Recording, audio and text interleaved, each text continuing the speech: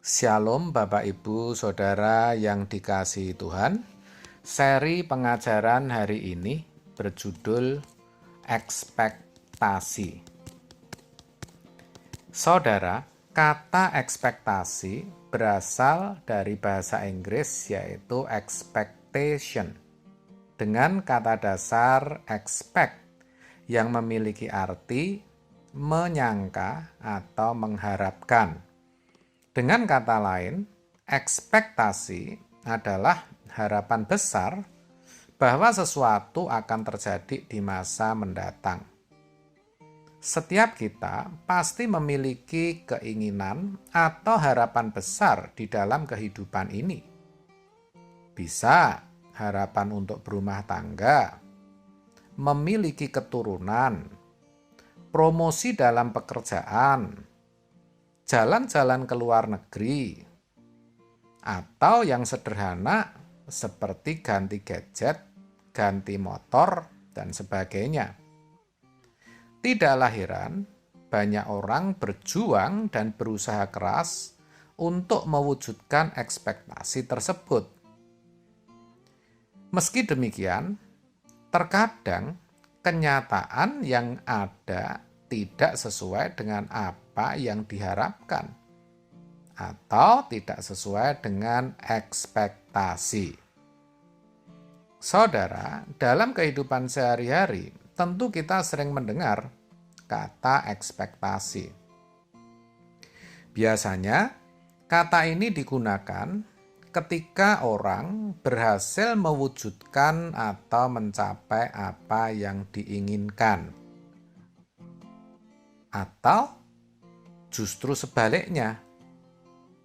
Jadi, ekspektasi adalah harapan besar yang dibebankan terhadap sesuatu yang akan memberikan dampak yang baik atau lebih baik. Sederhananya, ekspektasi adalah harapan atau sesuatu yang diinginkan terjadi.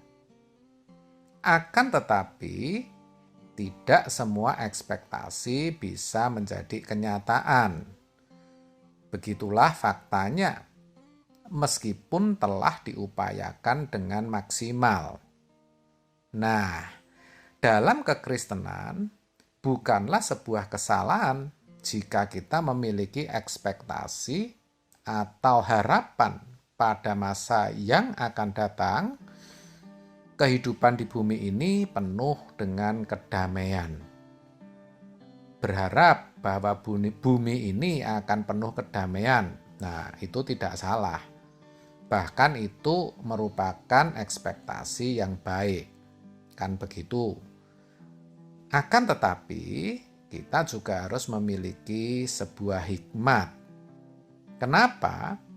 Karena sebenarnya kedamaian yang kita alami dari dunia hanyalah kedamaian semu. Kedamaian semu adalah ketika kita mengharapkan keadaan akan baik-baik saja sesuai ekspektasi kita. Harapan kita seharusnya hanya digantungkan kepada Tuhan, bukan pada keadaan yang serba tidak pasti. Dalam Yeremia 17 ayat 7 dituliskan, diberkatilah orang yang mengandalkan Tuhan, yang menaruh harapannya pada Tuhan. Jadi, ketika harapan atau ekspektasi kita hanya kepada Tuhan, kita akan diberkati. Apapun yang terjadi, kita harus selalu bersandar pada keberadaan Tuhan. Jika sudah demikian, apapun keadaan yang kita alami, kita akan tetap merasa damai.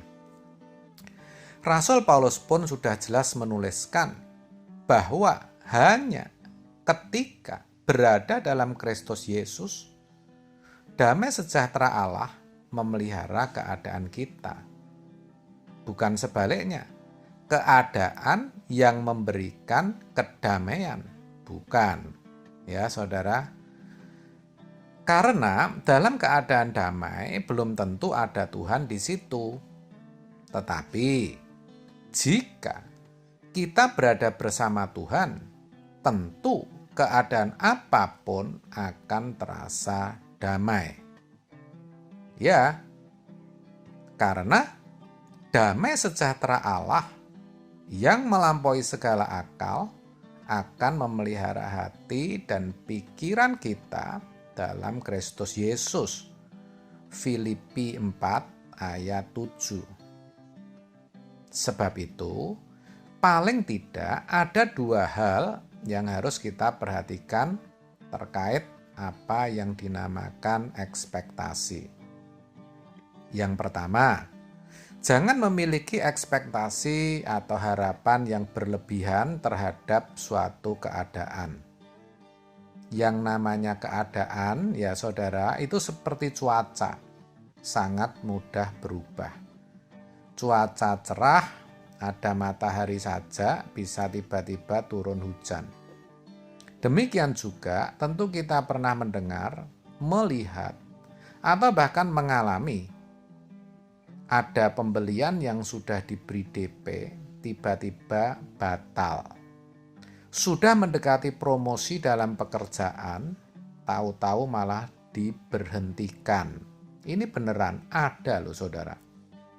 Sehat dan tidak pernah sakit, tapi tiba-tiba mengalami sakit dan parah. Akhirnya bahkan sampai meninggal dunia dan sebagainya. Itu hanya sekedar contoh bagaimana yang namanya keadaan itu terus berubah. Itulah sebabnya saya katakan punya ekspektasi boleh dan tidak salah, tetapi jangan berlebihan. Kenapa? Karena kalau berlebihan dan akhirnya yang terjadi tidak sesuai yang kita harapkan, kita tidak akan bisa menerima, kecewa. Maka tidak heran ada yang sampai bunuh diri hanya karena ditinggal pacar. Atau ada yang membunuh saudara kandung karena tidak diberi warisan. Itu jangan sampai terjadi, saudara. Yang kedua, terus fokuskan diri bahwa kita harus selalu berada dalam Tuhan. Ini mudah dikatakan, tetapi tidak mudah dikerjakan.